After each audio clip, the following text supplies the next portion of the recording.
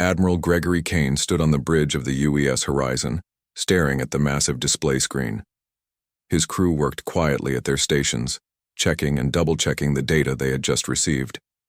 "Dr. Sullivan, run it again," Kane said, his voice steady but firm. Dr. Patrick Sullivan nodded and typed rapidly on his console. Numbers and symbols flashed across his screen. After a few minutes, he turned to face the Admiral. "It's confirmed, sir. The signal is definitely not from Earth. It's coming from somewhere beyond our solar system, approximately 300 light-years away. The patterns suggest intelligent origin." Kane ran his hand through his gray hair. In all his 45 years, he had never expected to see this moment. First contact. Real first contact with alien life.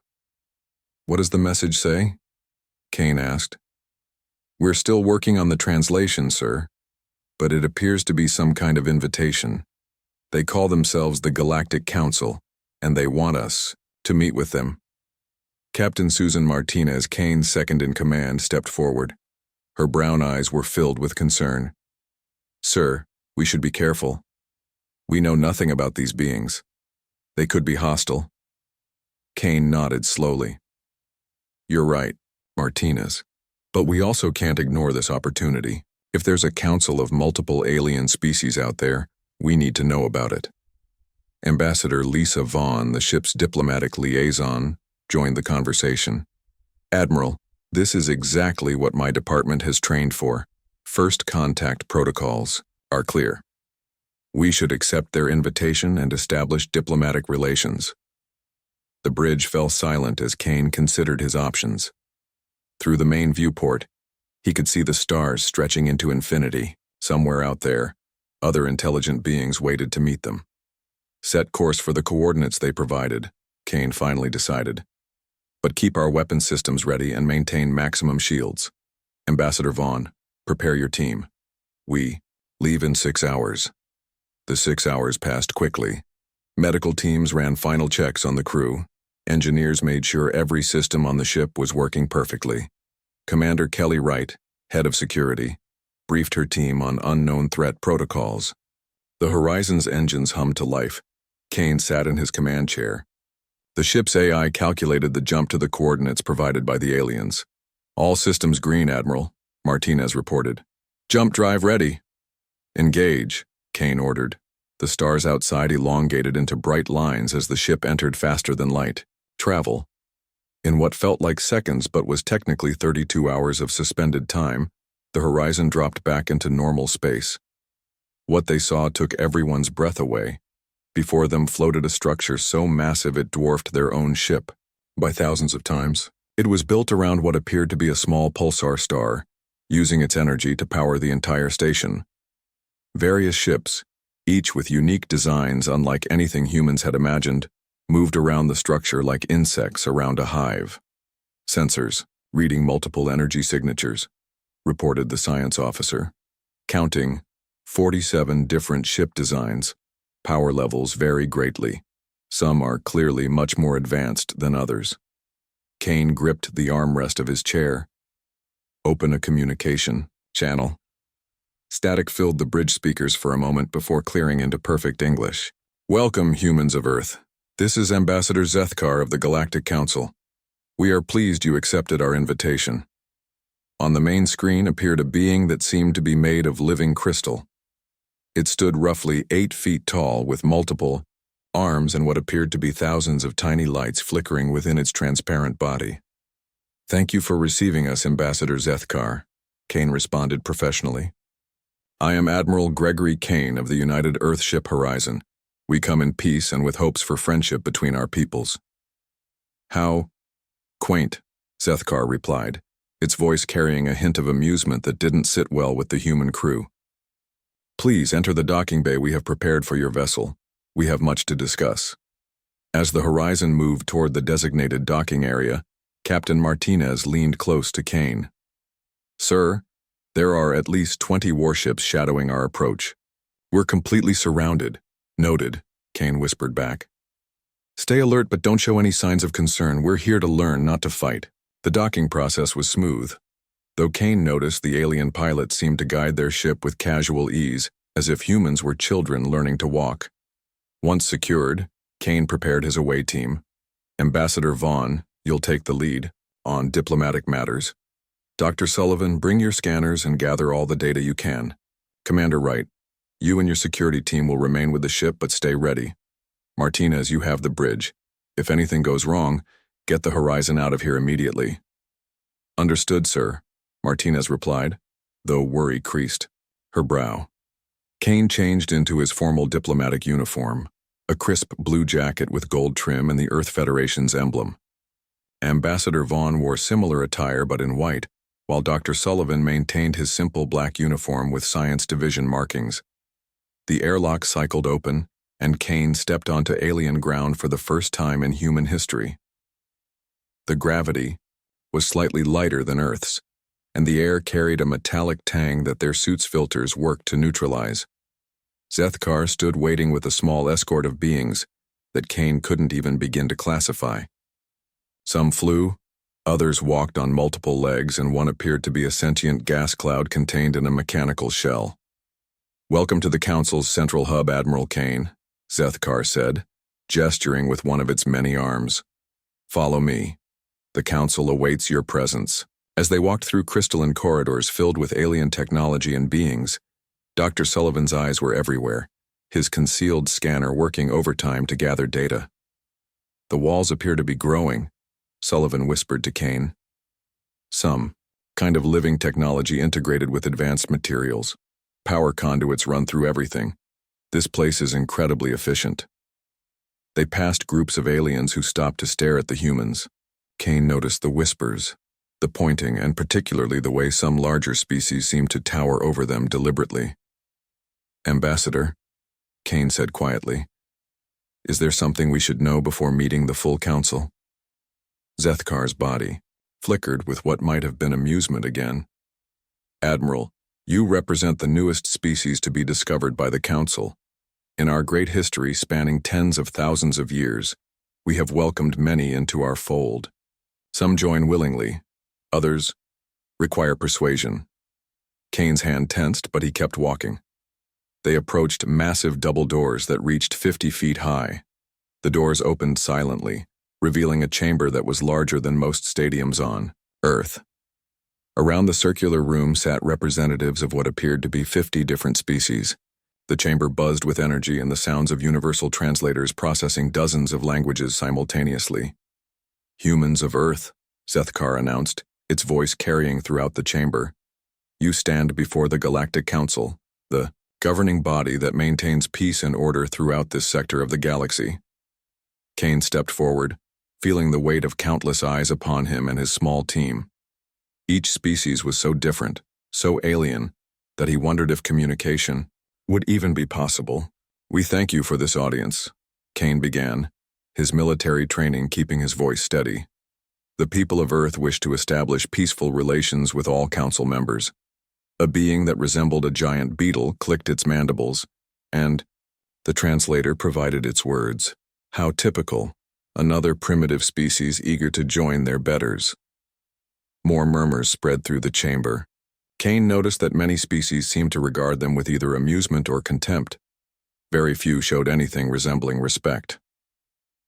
Before we proceed, Zethkar announced, you should understand the nature of council membership. All species who join our organization must adhere to certain standards. These ensure peace, prosperity, and order for all. Dr. Sullivan's scanner vibrated silently in his pocket, a warning he had programmed it to give if it detected hostile weapon signatures. Kane caught the doctor's subtle nod but maintained his diplomatic composure. We are certainly interested in learning about these standards, Kane replied carefully. Excellent. Zethkar's crystalline form seemed to pulse with satisfaction. We shall present the terms tomorrow. For now, quarters have been prepared for your team aboard the station. We suggest you rest and prepare yourselves for what comes next. As they were escorted to their quarters, Kane couldn't shake the feeling that they had just walked into something far more complex than simple first contact. The way the other species looked at them, the subtle hints in Zethkar's words, the hidden weapons his people had detected. Nothing about this felt like the peaceful meeting of equals that Earth's protocols had prepared them for. In their assigned quarters, Kane gathered his team. "Initial impressions?" he asked. "They're technologically superior, no question," Dr. Sullivan reported. "My scanners barely understood 20% of what they detected. But there's something else. Many of their systems showed signs of age, very old age. They're advanced, but possibly stagnating."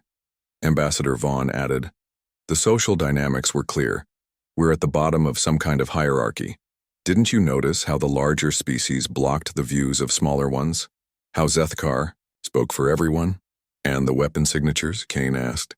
Sullivan grimaced. "Every ship we passed was armed beyond anything we've developed. But they're showing them off like peacocks displaying feathers. They want us to be intimidated." Kane stood at the window, looking out at the space station's interior. Ships came and went. Aliens of all shapes and sizes moved through the corridors. And somewhere in this massive structure, decisions about humanity's future were likely being discussed. "Tomorrow we'll learn what they really want from us," Kane said. "Until then, maintain standard watches. I'll send a coded message to Earth with our initial findings. If these beings are as powerful as they appear, we need to know exactly what we're dealing with." As his team prepared for rest shifts, Kane remained at the window. His years of military experience told him something wasn't right. The Council's behavior, their apparent age and complacency, the mix of respect and contempt from different species, it all pointed to a complex political situation that went far beyond simple diplomacy. He thought of Earth, of the billions of people who would be waiting for news of this historic moment. They expected him to return with stories of friendship and cooperation among the stars. But deep in his bones, Admiral Gregory Kane sensed that the Galactic Council had very different plans for humanity. The next day would bring answers, though Kane suspected they wouldn't be the answers anyone on Earth hoped to hear. As he finally moved to get some rest, one thought dominated his mind. Humanity's greatest test might be beginning not on Earth, but here, among the stars, in the presence of powers that had ruled the galaxy for eons uncounted. The morning came too quickly for Kane and his crew. They had spent most of the night analyzing data and preparing for what awaited them. At precisely 800 hours station time, Zethkar's crystalline form appeared on their communication system. "Admiral Kane, the Council is ready to receive you. Please bring your full diplomatic team." Kane gathered Ambassador Vaughn and Dr. Sullivan. This time he also brought Commander Wright and 2 security officers. If the Council intended to present demands, he wanted them to know Earth wasn't completely helpless. The walk to the Council chamber felt different from the day before. More guards lined the corridors, large armored beings who watched the humans with obvious interest. Several smaller alien delegates scurried aside as they passed, their multiple eyes following the humans nervously. "They're acting like we're already prisoners," Wright whispered to Kane, "probably wondering if we'll submit, like so many others." Kane replied grimly. When they entered the Council chamber, Kane noticed the seating arrangement had changed. The larger, more powerful-looking species now sat in elevated positions, while smaller, seemingly weaker aliens occupied lower sections. Humanity's designated spot was marked at floor level. "Admiral Kane," Zethkar began, its voice echoing through the chamber. "Today we present the integration requirements for Earth's membership in the Galactic Council." A holographic display materialized in the center of the room. Kane's translator struggled briefly before converting the alien text into readable English. As the translation solidified, Kane felt his stomach drop. "First," Zethkar announced, "all military vessels of destroyer class or larger must be surrendered to Council control within 90 standard days. Your warships represent an unnecessary threat. In our peaceful order." Ambassador Vaughn started to speak, but Kane placed a gentle hand on her arm, warning her to wait. "Second, Earth's governance must submit to Council oversight. All major decisions affecting your planet's development, resources, and population must receive Council approval." Murmurs spread through the chamber. Some larger species nodded approvingly, while others seemed to watch for the humans' reaction. "Third, Technological advancement must be restricted to Council-approved levels. Certain research areas, particularly those concerning faster-than-light travel and destructive weaponry, are now forbidden. Dr. Sullivan's face reddened with anger, but he remained silent. Fourth, Earth must accept resource quotas and exclusive trade agreements with Council members. Your mineral and water reserves will be managed through Council distribution networks. Kane noticed several smaller species shrinking back in their seats, as if remembering their own integration experiences. Finally, Zethkar continued, Earth must provide 10% of its population as cultural exchange ambassadors. These individuals will serve aboard Council ships and stations, learning our ways and representing humanity throughout the galaxy. The final requirement sounded innocuous, but Kane understood the real meaning: hostages to ensure compliance. These terms are non-negotiable, Zethkar declared. They have been successfully implemented with 247 previous species over the last 10,000 years. The Council brings order, peace, and prosperity to all who join us. The holographic display changed to show images of devastated planets, burning cities, and fleeing populations. These are the consequences of refusing integration, Zethkar explained. The Kethrin, the Dorvac, the Plixan Confederation, all attempted to maintain their independence. All were eventually brought to heel after great suffering. We prefer cooperation to conflict. Kane stood silent for several moments. The entire chamber waited for his response. Ambassador Vaughn looked ready to begin negotiations, but Kane knew from his military training that showing any weakness now would be fatal. Ambassador Zethkar, Kane finally spoke, his voice carrying clearly across the chamber. I need to consult with my crew and contact Earth's leadership. This is far beyond what I was authorized to accept on behalf of humanity. Several Council members shifted in their seats. A massive creature resembling a giant spider clicked disapprovingly. Such delays are typical of primitive species. They think they have choices they do not possess. Zethkar raised two of its arms, calling for silence. The Council understands this is overwhelming for newly discovered species. You have 24 Earth hours to consult with your people. Return tomorrow with your decision. And if we refuse? Kane asked, already knowing the answer. Then Earth joins the long list of planets that learned too late the value of cooperation. Our enforcement fleet awaits such eventualities. As Kane's team was escorted back to their quarters, several aliens either avoided looking at them or stared, with what seemed like pity. A small, mouse-like creature briefly touched Ambassador Vaughn's arm as they passed. Be wise, it chittered urgently before scurrying away. Once locked in their quarters, Kane activated the ship's secure communication system. The signal bounced through several alien communication nodes before reaching the horizon. Martinez, secure, channel. I need every senior officer in the briefing room immediately. Minutes later, Kane's team gathered around the holographic display in their quarters. Captain Martinez's image appeared via secure link. The situation is worse than we anticipated, Kane reported. They're not offering membership. They're demanding complete submission. He outlined the 5 requirements, watching his officers' faces darken with each point. Sir, Commander Wright interrupted, my security team has been monitoring passive sensor data. The Council has more than 40 warships stationed around this meeting point, and those are just the ones we can detect. Dr. Sullivan activated his datapad. I've been analyzing their technology. While they're advanced, there are weaknesses. Their shield systems, for example, operate on a fixed frequency pattern. Their weapons, while powerful, follow predictable targeting protocols. Explain, Kane ordered.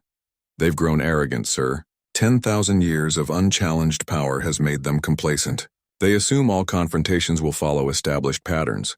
Threaten, demonstrate overwhelming force, accept surrender. They're not prepared for asymmetric warfare. Ambassador Vaughn interrupted. Admiral, we cannot seriously be considering rejecting their demands. They could destroy Earth. Can they? Kane asked. Dr. Sullivan, how long would it take their enforcement fleet to reach Earth? Sullivan calculated quickly.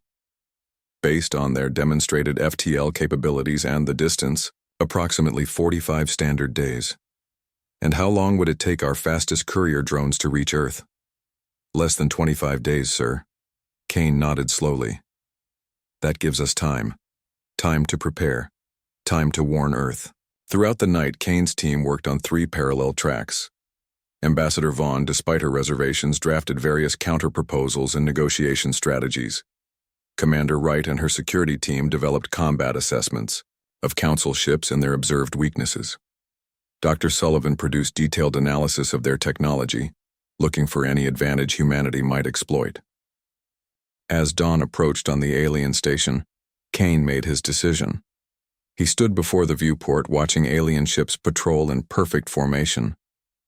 We're not like the species they've conquered before, he told his assembled team. We've never known peace without preparing for war. We've faced extinction threats and survived, but more importantly, they don't understand the human concept of unacceptable terms.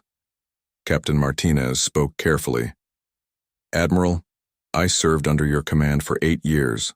I trust your judgment completely, but we need to be clear about what you're proposing. Kane turned to face them all. If I return to Earth and recommend submission, humanity becomes another servile species in their empire. We lose our independence, our potential, our future. If I reject their terms, they'll respond with force. He paused, letting the weight of the decision settle. But Dr. Sullivan's analysis shows they can be beaten. Not easily, not without cost, but they can be beaten.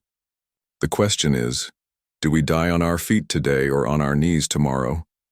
The room fell silent. Finally, Ambassador Vaughn, her diplomatic training warring with her humanity, spoke softly. If we must fight, let it at least be on our own terms, in defense of our home.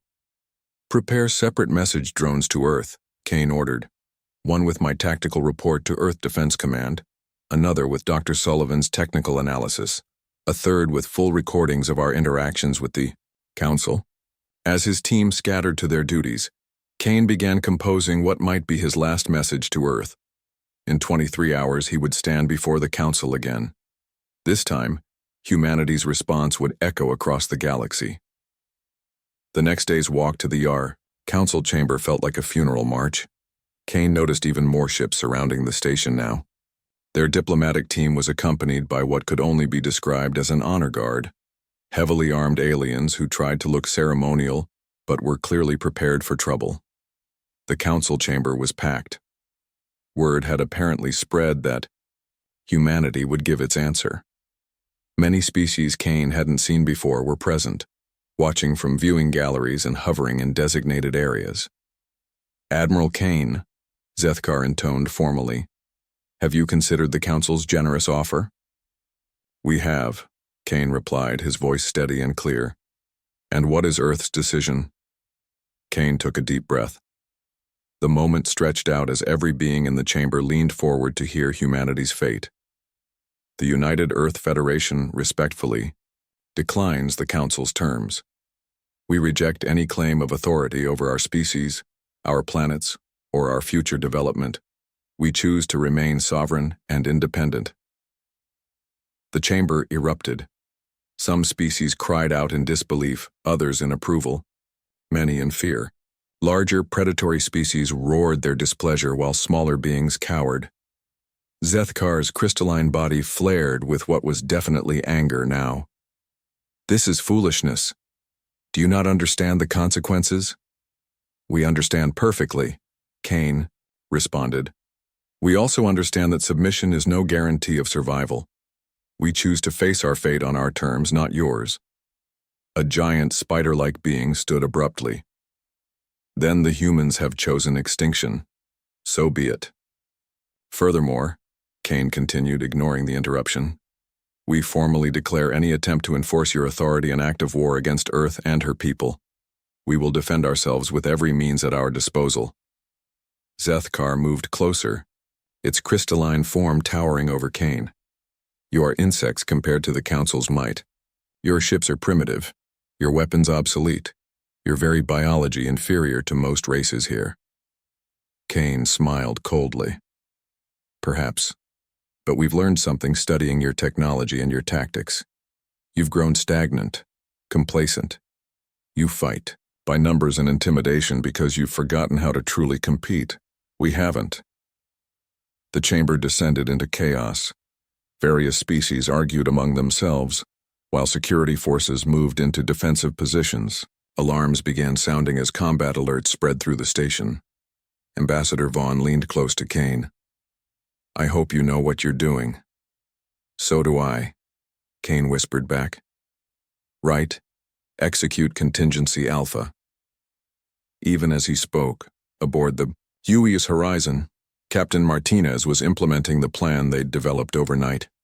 Hidden within Dr. Sullivan's seemingly passive scans was something far more aggressive, a detailed analysis of the station's systems and the surrounding warships. As chaos reigned in the council chamber, humanity's first interstellar war was about to begin, not with Earth's weapons, but with humanity's defiance. For 10,000 years, the Council had asked one simple question of new species: submit or, Dorsey, for the first time in millennia, a species had chosen a third option: fight. Kane and his team moved toward their shuttle as Council security forces surrounded them. The fate of humanity now hung in the balance of the next few crucial minutes. Would they escape to warn Earth? Would they fall here on this alien station? The answer would be written in the stars as two species prepared for a conflict that would shake the very foundations of galactic order. The chaos in the council chamber reached a fever pitch. Alien voices in hundreds of languages filled the air, creating a deafening cacophony.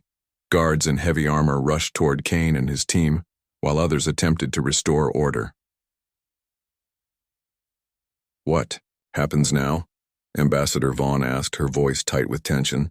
"Now we see if our allies are where they promised to be," Kane replied, tapping his comm device 3 times, the signal to activate their escape plan. Back aboard the UES Horizon, Captain Martinez had been counting the seconds. When Kane's signal came through, she didn't hesitate. "Commander Wright, execute defensive protocols. Dr. Sullivan, activate the data package transmission. Communications, send the emergency signal to Earth now." The bridge crew moved with practiced efficiency. Across the ship, battle stations were manned. The Horizon's engines, already quietly warming up since morning, roared to full power. "Shield systems online," reported the tactical officer. "Weapons locked on predetermined targets." "Launch all drones," Martinez ordered. "Signal pattern Gamma 7. Dozens of small drones burst from the Horizon's launch tubes. To Council sensors, they appeared as harmless communication drones.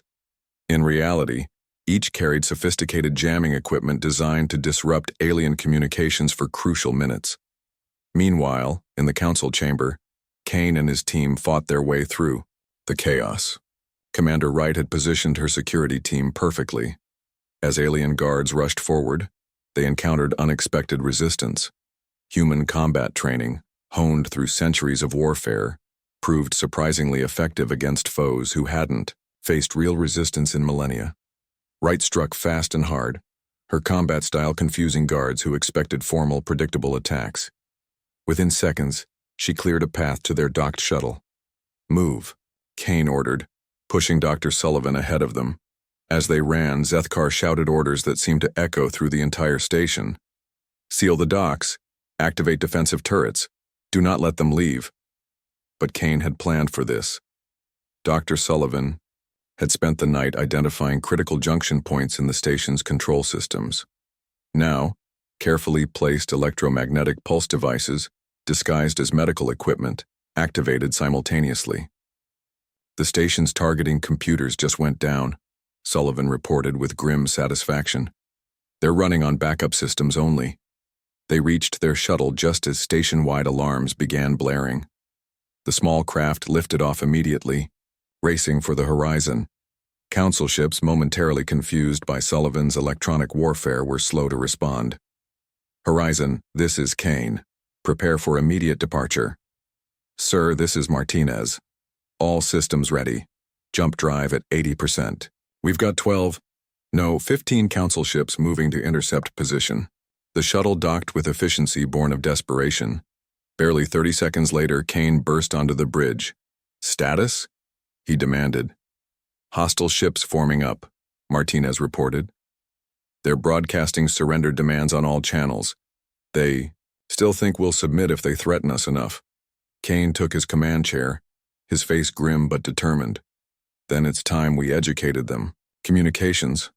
Broadcast my message on all frequencies, including those Dr. Sullivan identified as Council emergency channels. Channel open, sir. Kane leaned forward slightly, speaking clearly and deliberately. To all Council members and species, within range. This is Admiral Gregory Kane of the United Earth Federation. I hereby declare humanity's absolute sovereignty and independence. We reject utterly the Council's claimed authority over us. Any attempt to enforce your so-called integration requirements will be considered an act of war against Earth and all human colonies. He paused for a moment, letting the translator cycles complete across dozens of languages. To the species watching this who have already submitted to Council control, you have our sympathy. We understand the choice you faced. But know this. Humanity chooses to fight. Let it be known throughout the galaxy that some species value freedom more than survival. Sir, the tactical officer interrupted urgently. Multiple Council ships powering weapons. They're preparing to fire. Return. Fire full spread, Kane ordered without hesitation. Target their shield generators as Dr. Sullivan identified. The UES Horizon's railguns spoke for humanity. Accelerated tungsten rods, moving at relativistic speeds, struck Council ships at precise vulnerable points.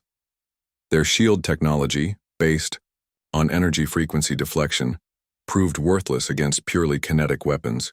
The first barrage disabled 3 Council warships. Their crews, unprepared for primitive weapons that shouldn't have penetrated their defenses, scrambled to adapt. Jump drive at 95%, Martinez reported. Sir, Dr. Sullivan called out, I've just transmitted our complete battle analysis to Earth, including all Council technology weaknesses we've identified. The data burst was successful. Kane nodded grimly. The die was cast now. Whether they escaped or not, Earth would be warned, and forewarned was forearmed. Council fleet, changing tactics, Tactical reported. They're forming a containment sphere around us. Advanced weapons charging. Kane knew they couldn't win this battle. Not here, not now. But they had already won something far more important. They had proven Council technology wasn't invincible. All non-essential crew to impact positions. Combat crews prepare to execute Maneuver Delta 9. The maneuver was pure human creativity, something born of species that had evolved on a planet with predators that could hunt from any direction.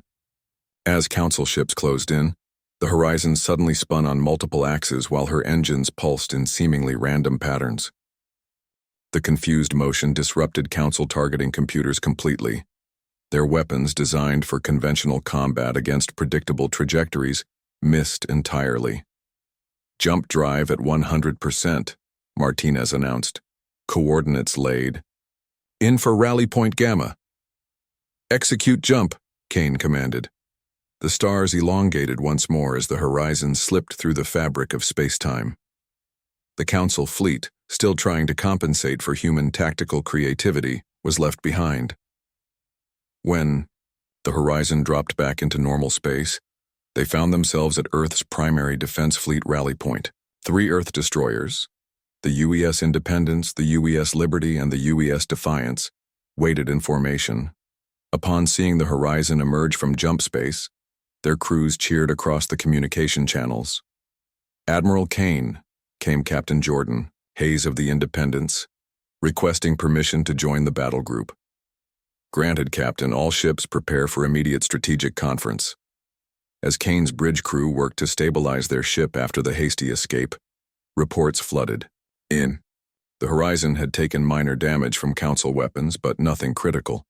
More importantly, they had returned with invaluable tactical data. Sir, Dr. Sullivan reported, preliminary analysis shows Council shields can't effectively defend against multiple kinetic impacts from different angles. Their technology is optimized for energy weapons, which they've never faced because they've been the only ones with energy weapons for thousands of years. Kane mused. The holographic display activated, showing images of the 4 Earth ships in formation. Kane addressed all crews simultaneously. People of Earth, today we've done what was thought impossible. We've challenged the Galactic Council and lived to tell about it. But this is only the beginning. They will come after us now with everything they have. He paused, seeing the mixture of fear and determination on his crew's faces. The Council has ruled the galaxy for 10,000 years. They've grown complacent, relying on their advanced technology and the fear it inspires. But they've never faced humanity. They've never encountered our adaptability, our creativity, our absolute refusal to submit. Kane's voice grew stronger. We have one advantage they don't expect. We've spent our entire history preparing for wars. Every human culture has stories of battling overwhelming odds. This will be our greatest challenge, but it won't be our first. Communications came alive with chatter as crews across the small battle group voiced their support. "Sir," Martinez said quietly, "Earth Command reports they've received our tactical data. They're already mobilizing the defense fleet and converting industrial capacity to war production." Kane nodded, then addressed all ships once more. "The Council will arrive at Earth in approximately 45 days. We have that long to prepare our defenses, to study their weaknesses further, and to decide how humanity will face this threat." As the crew began implementing their next phase of preparation, Kane reflected on what they'd begun. In all galactic history, no newly discovered species had rejected Council demands and survived the first encounter. Humanity had already made history simply by escaping. The question now wasn't just whether humanity could survive what was coming. It was whether they could change the balance of power that had ruled the stars for millennia. On Earth, as the warning messages were received and decoded, the entire planet mobilized. Factories retooled, militaries consolidated, and scientists worked around the clock to reverse engineer the Council technology data.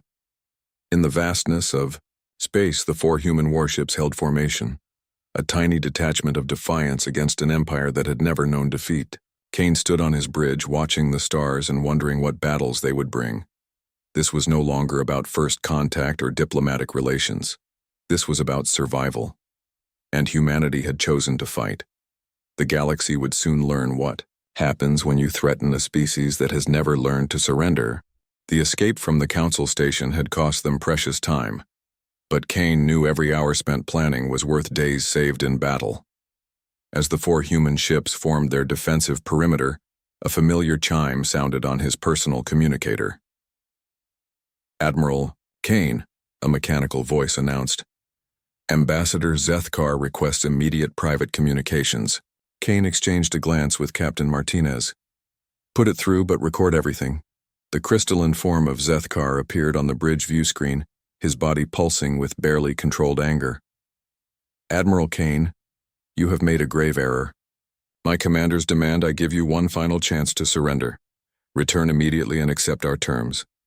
"And if we refuse?" Kane asked, though he already knew the answer. "Then you will be hunted down and eliminated. The full might of the Council's enforcement fleet will pursue you across the galaxy if necessary. You cannot hide forever." Kane smiled grimly. "Then we won't hide. We will make you regret targeting us. You've been unopposed for so long, you've forgotten what a real fight looks like. We haven't."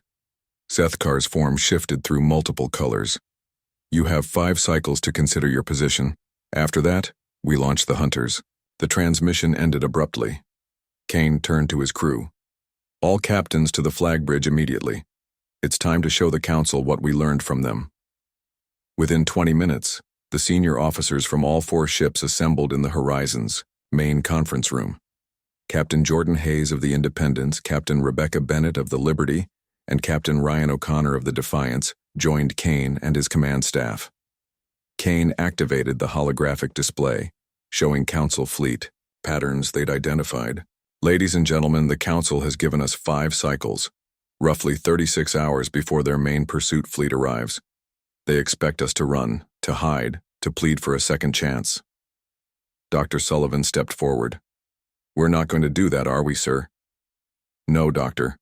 We're going to do something they've never experienced. We're going to hunt the hunters." The officers listened intently as Kane outlined their audacious plan. Council tactics followed rigid patterns, developed over millennia of confronting inferior opponents. They expected humans to retreat toward Earth, forcing a pursuing fleet to cross light years of space. Instead, Kane explained. "We'll use their predictability against them. They'll send scouts first, then hunter groups, then the main fleet. We'll turn those scouts into our spies, and those hunter groups into our prey." Captain Hayes spoke up. "Sir, their ships individually outgun us significantly. How do we compensate?" "By not fighting fair," Kane replied. "We'll use every dirty trick, every tactical innovation, every bit of creativity humanity has developed. Remember, they haven't evolved in true combat for thousands of years. We evolved fighting everything from saber-toothed tigers to each other." Over the next hours, the human fleet prepared meticulously. Dr. Sullivan worked with engineering teams to configure their ship's sensors to mimic Council signatures poorly. Just enough to be tracked, not enough to give away their real capabilities. Meanwhile, scientists on Earth, having received the Council technical data, made breakthrough after breakthrough. They confirmed Dr. Sullivan's findings. Council weapons relied on predictive algorithms that couldn't adapt to truly random movement patterns. Their shields were optimized for high-intensity energy weapons, leaving them vulnerable to kinetic impacts. As the 36 hours dwindled, Kane gathered his fleet for final preparations. The Horizon led the formation, flanked by the Independence and Liberty, with Defiance at the rear. Each ship had been modified overnight with human ingenuity, enhanced kinetic weapons, unpredictable maneuvering thrusters, and what Dr. Sullivan called tactical chaos packages. "Sir, Council signatures appearing at the edge of our sensor range," the tactical officer announced. "Multiple ships, spread formation. They're beginning the hunt patterns you predicted." Kane nodded. "Perfect. They're sending their scouts to locate us. Time to give them what they expect at first." The human ships began broadcasting distress signals, energy readings consistent with damaged vessels limping toward Earth. The Council scouts, detecting these signals, immediately began converging. "They're taking the bait," Captain Martinez reported. 4 Council ships directly ahead, 6 more flanking. They're overconfident. "All ships maintain distress patterns until they're in optimal range," Kane ordered. "Then execute maneuver. Surprise." The Council ships, confident in their technological superiority, moved in for an easy capture. Their captains had faced this scenario hundreds of times, fleeing prey, weakened by their first encounter with Council power. Contact in 3, 2, 1. "Now." Kane's voice rang across the comm channels. Instantly, the human ships transformed from damaged refugees to predators. The Horizon spun on its axis, its railguns firing in rapid succession. The Independence and Liberty attacked from above and below, their weapons targeting the exact shield weak points Dr. Sullivan had identified. The Council ships, completely unprepared for such sudden aggression, took full impacts before they could even raise their shields properly. 2 of the scout ships took critical damage immediately, their hulls pierced by tungsten rounds traveling at relativistic speeds. "Their communications. Jam them," Kane ordered. Human ships deployed the electromagnetic warfare packages they'd secretly prepared. Council communications designed for open space warfare proved vulnerable to concentrated jamming over short ranges. "They can't coordinate," Martinez exclaimed. "They're used to networked combat. When we disrupt that, they revert to individual action." The battle became a masterclass in human tactical thinking. When Council ships attempted to use their superior speed to create distance, the Defiance implemented what Captain O'Connor called the spiderweb maneuver. Using precisely timed thruster burns, human ships created unpredictable flight paths that Council targeting computers couldn't predict. "Enemy ship attempting evasive maneuver pattern Delta," called out Tactical. "Then we'll use pattern Chaos," Kane responded. "All ships, random maneuvers." The human vessels began moving in ways no Council combat AI could anticipate. They spun, rolled and thrust in directions that seemed to defy tactical logic. The disoriented Council ships, relying too heavily on their automated systems, couldn't adjust quickly enough. One by one, the scout ships succumbed to human weapons. Some tried to self-destruct to deny the humans their technology, but human Marines had boarded 2 ships before the crews could react.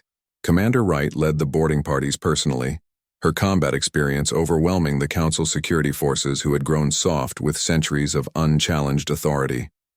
The battle ended in less than 10 minutes. 4 Council scout ships were captured intact, 2 destroyed, and the remaining 4 fled in panic, exactly as Kane had planned. Ceasefire, Kane ordered. All ships, begin immediate salvage operations. Right, get full technical analyses from those captured ships. We need everything. Weapons, shields, navigation, communication protocols. As human crews began securing their prizes, Kane addressed his small fleet. That was just the beginning. They'll regroup, analyze what happened, and come back stronger. But now we have their ships, their technology, and most importantly, proof that they can be beaten. Dr. Sullivan and his team worked frantically to extract data from the captured vessels. What they found exceeded even their wildest hopes. Council databases contained star maps, fleet deployment schedules, and most crucially, the secret they had hidden from the galaxy for millennia. "Sir," Sullivan's excited voice crackled over the comm. "The Council's power isn't based on their technology alone. They've been suppressing the development of every species they encounter for 10,000 years. These databanks contain proof of sabotaged research, manipulated trade routes, and, Admiral, they've been actively preventing technological advancement across the entire galaxy." The implications were staggering. The Council didn't just rule, they actively prevented any species from developing technology that could challenge them. Now humanity possessed that forbidden knowledge. Kane made a decision that would echo through galactic history. Broadcast that data across all channels. Let every species in Council space know what their masters have been doing. Sometimes the greatest weapon is truth. As human technicians worked to integrate captured Council technology into their ships, the broadcasts began.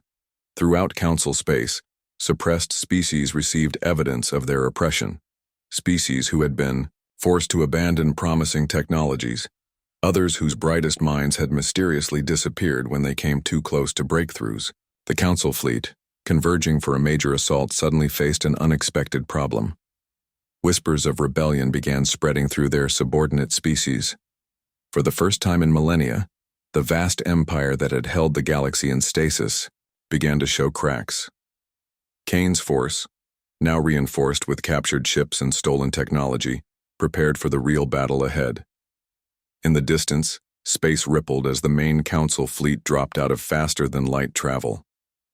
Dozens of massive warships, each centuries old but bristling with weapons that had kept the peace through fear.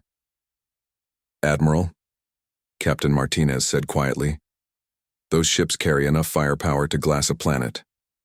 The odds don't matter anymore, Captain. We've already won the most important battle. We've shown the galaxy that the Council can bleed. Now we just need to show them they can die."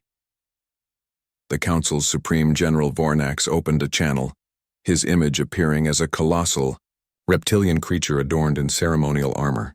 "Humans, you have defied the order of the universe itself. Your species ends today.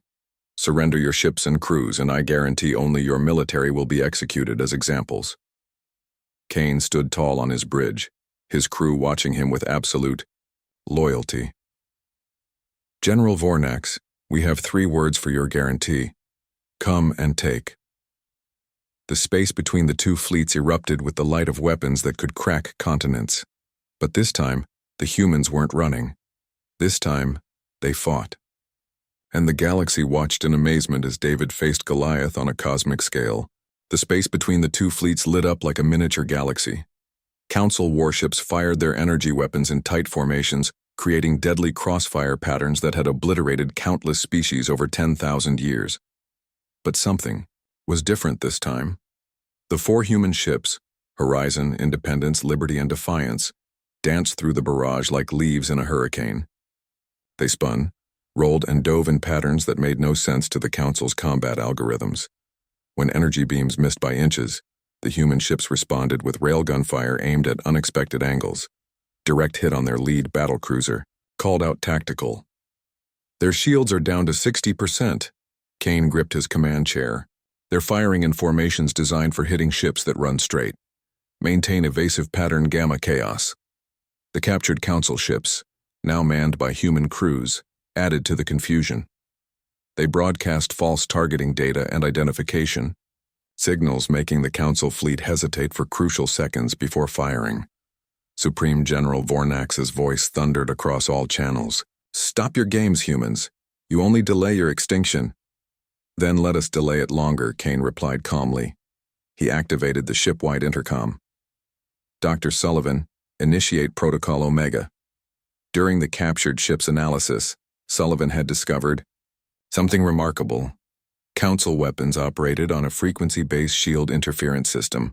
They had never needed another method because no species had kinetic weapons powerful enough to matter. Human railguns, firing solid projectiles, simply passed through shields designed to deflect energy. "Executing Omega Protocol," Sullivan announced. Every human ship suddenly fired coordinated shots at a single Council vessel, the massive Dreadnought Dominator. Dozens of tungsten rods, each carrying relativistic energy, struck the same shield point within nanoseconds. The shield collapsed.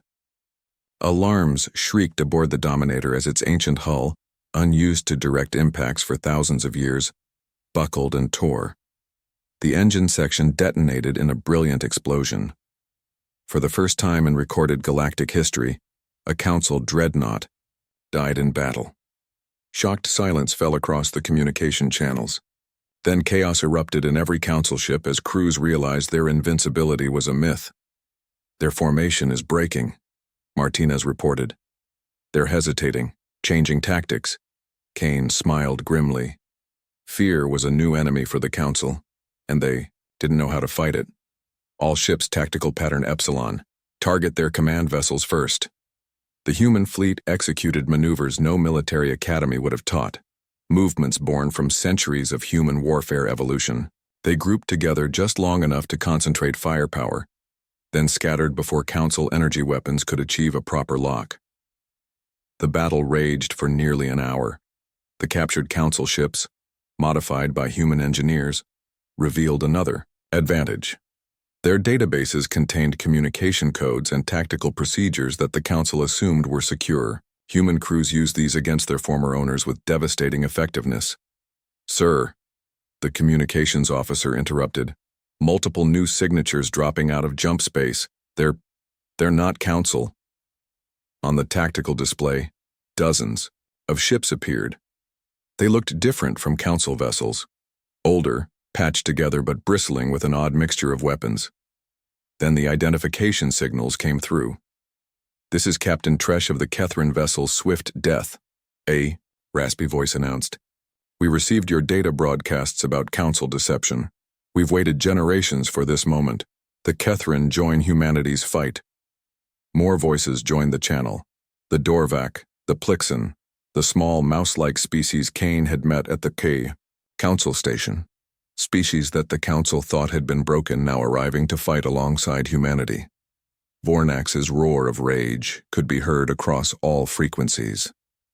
"Traitors! You dare side with primitives against your rightful masters. You lost the right to call anyone master the moment you suppressed our development," Tresh responded. "Attack the Dominator's sister ship." The battle transformed from a desperate defense to an active rebellion. Species that had been subjugated for millennia poured their anger and long-suppressed military knowledge into the fight. Their ships might have been older than Council vessels, but they carried the rage of the oppressed. Kane coordinated the improvised alliance with the skill of someone who understood that wars were won by hearts as much as weapons. "All allied ships, the Council shields can't handle combined kinetic and energy attacks from multiple angles. Coordinate your fire." The Kethrin, species who had kept their warrior culture alive through underground traditions, proved especially effective. Their ships moved with lethal grace, exploiting gaps in Council formations. As the battle continued, more and more Council ships began showing signs of internal conflict. The data broadcasts had reached even their own crews, many of whom came from species that had been integrated thousands of years ago. "Sir," Martinez reported urgently, "the Council flagship Divine Right is charging their dimensional displacement weapon. They're going to try to obliterate all of us at once." Kane had read about this weapon in the captured data. It could tear apart space itself in a limited area, making escape impossible. The Council used it for executing planets that refused integration. "All ships, Kane broadcast on emergency frequency. Focus everything on coordinates attached. We have one chance. At this, every allied ship, human and rebel alike, turned toward the divine right. The coordination wasn't pretty. Different species using different languages and tactics. But their shared determination made up for their lack of unity drills. The divine right's weapon reached full charge. Space around it began to ripple and distort. Council ships scrambled to get clear of the massive blast radius. Fire, Kane commanded. 100 different weapons, from human railguns to Kethran plasma spears to Dorvac gravity torpedoes, struck the divine right simultaneously.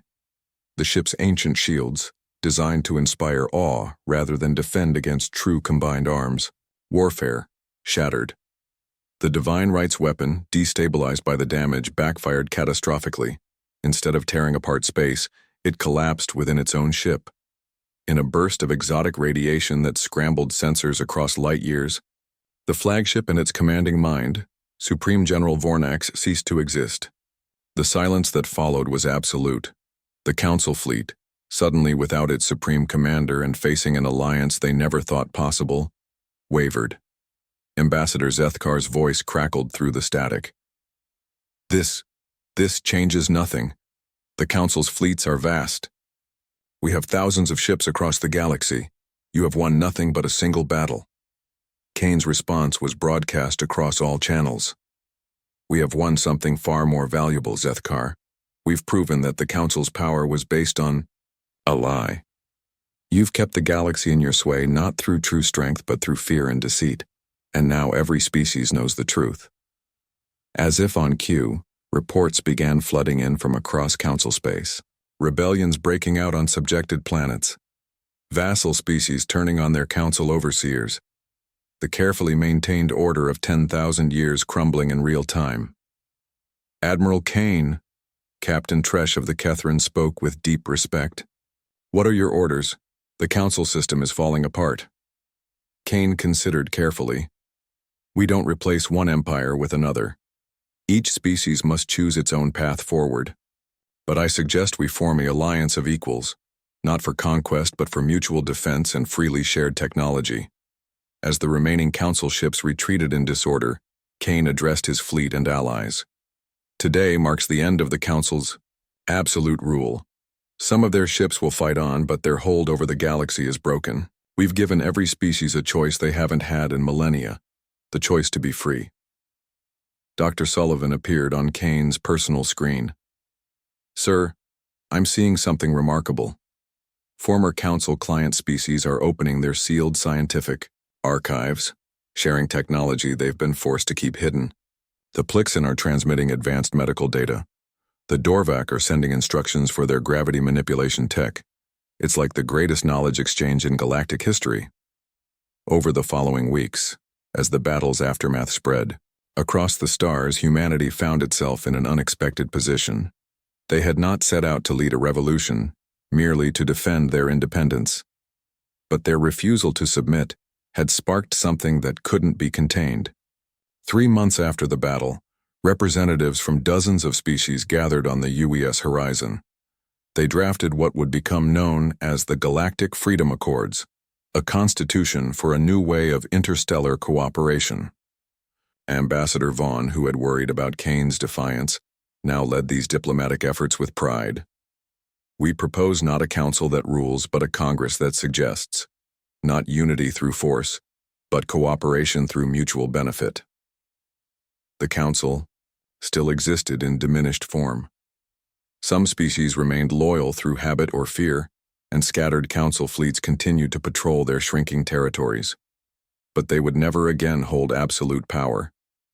Kane stood on the observation deck of the horizon months later, watching ships from 24 species dock for cooperative research projects. Earth had become not a conqueror, but a catalyst for change. Captain Martinez joined him. The history books will mark this as humanity's first act on the galactic stage. Let them mark it differently, Kane replied. Let them say this was the day the galaxy rediscovered its courage to be free. As he spoke, young officers from multiple species passed by, talking excitedly about combined training exercises and shared technological development. The ancient fear that had paralyzed the galaxy for thousands of years was giving way to something the Council had never foreseen: hope. In the depths of space, the Council plotted their return to power, but they faced a galaxy that had remembered what it meant to stand together against tyranny, and at the center of this new alliance stood humanity, not as overlords, but as the species that had dared to say no when no one else would. The galaxy had awakened, and it would never sleep under the Council's shadow again.